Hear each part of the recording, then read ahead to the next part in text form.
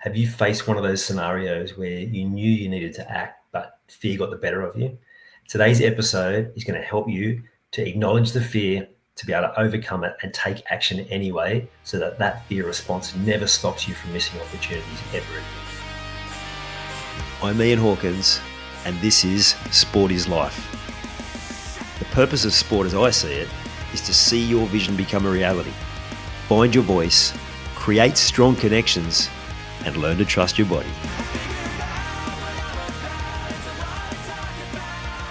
When you're faced with a situation that can appear quite daunting, there can be a reaction of fear.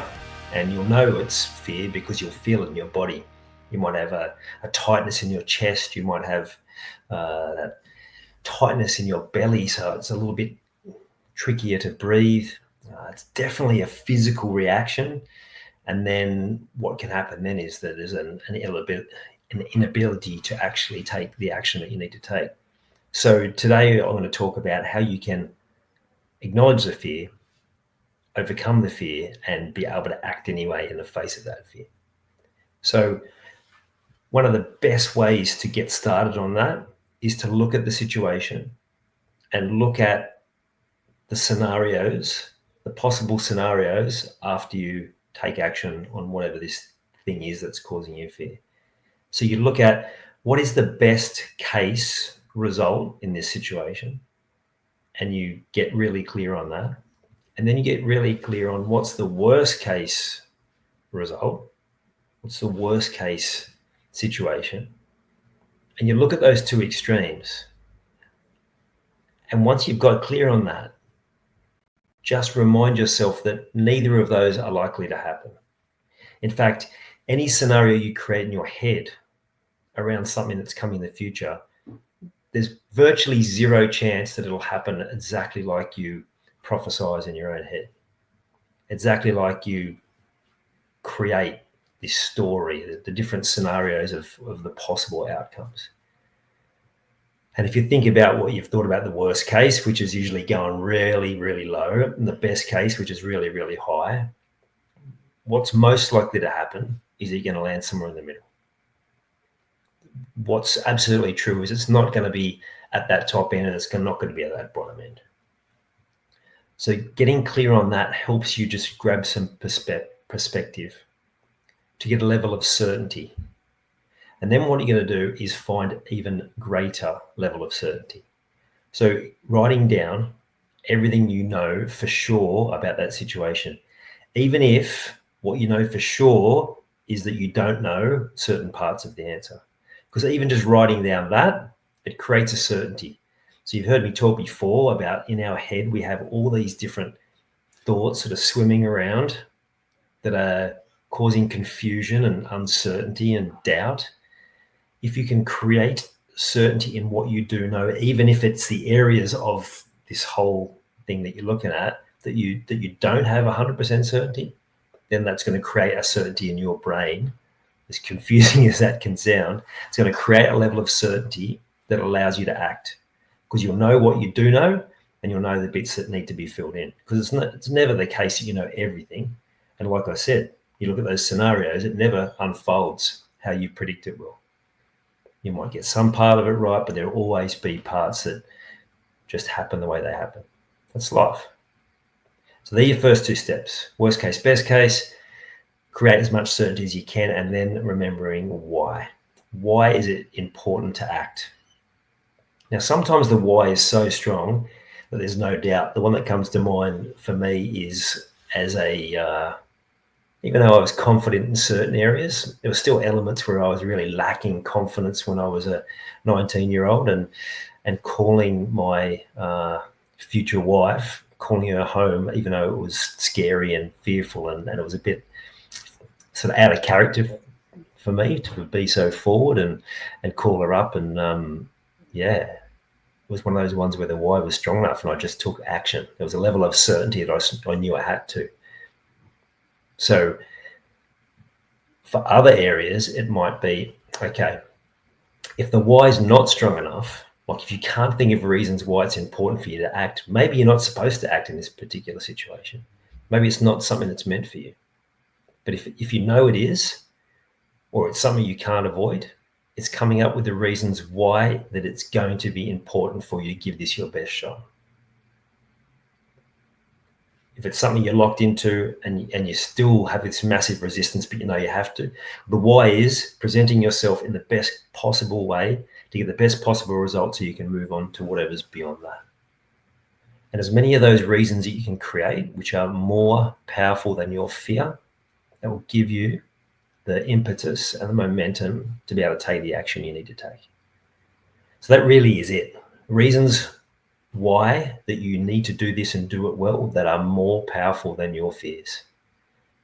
It's such an important part of the steps. Next step, change your belief. Now, this can be the most challenging, especially if you're doing it on your own. But a really simple process is look at the particular scenario and go back in your history and look at other situations. What did you experience yourself that might have created this fear? Because we're not born with this fear. I saw a video the other day of some young babies sitting and playing with snakes. So they'd set up this study. The snakes were non-venomous. They were trained, so they weren't aggressive at all. As a parent, I would probably still have some trepidation about that sort of situation. But these babies were just so curious, and they were grabbing the snake and they were happily playing while the snakes weaved in and out of these little babies. So there's no fear at all. So looking back for this particular scenario where the fear may have started, either something you've experienced, something you had role modeled to you, because often we end up taking on the fears that our parents projected. So what did you observe? What did you hear around different scenarios? Because if you heard certain messages about different situations that were fearful or created fear within you, then that might be a story that's playing out. Yeah, and then the observations, because we quite often absorb what is projected by important people in our life. Could be parents, could be teachers, could be important coaches, siblings, whatever it is, friends, peers, so on. Acknowledge the past story. Acknowledge the impact that those stories have been having on you and what they've stopped you doing, and then change the story.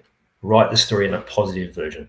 This is how I'm going to react to these situations going forward, and get as clear as you can on that. Now, this seems like a simple process, but the steps that I've told you so far will go a long way to helping you take this action in a completely different space. So changing the stories, acting on that new story. And then the last step is getting yourself in the right state.